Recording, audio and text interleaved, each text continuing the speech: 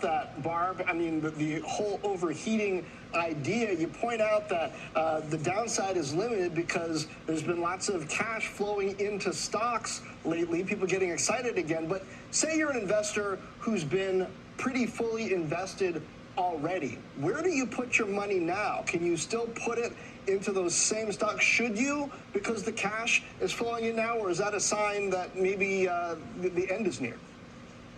Well, one always has to ask that question. What we've seen, and that was the Wall Street Journal article this morning that did some good work about the cash flows into ETFs, and it's 7 of the top 10 are in stocks. It's some $170 billion. So people are getting bullish and putting money to work. And we always mention the $6 trillion sitting in money markets. So that, I think, is support on the for the market on the downside, because the market, the economy, we've gone over all the macro. The economy is strong. Inflation, seems to be, we'll see if it's stable. We got the PCE number here, but I think there's still, a bullish, posture to have here. Now, the question on Nvidia, I own a lot of Nvidia. It's now really overweighted in the portfolio. So you go, what do you do here? If I didn't own it, would I buy it here?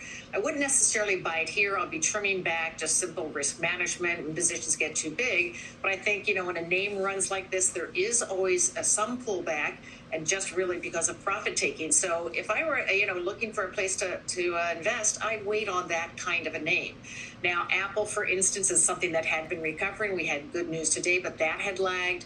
Google had lagged previously, caught up in this last few months. So I think there continue to be opportunities in these kinds of names. And basically, though, it points to stock picking. People keep having to change their mind in terms of rotation. Do we do industrials? Do we cyclicals? Do we go back to staples?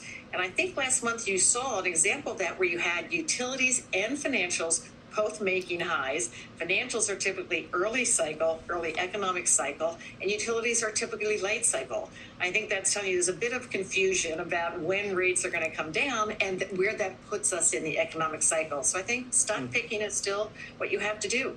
Well, some of the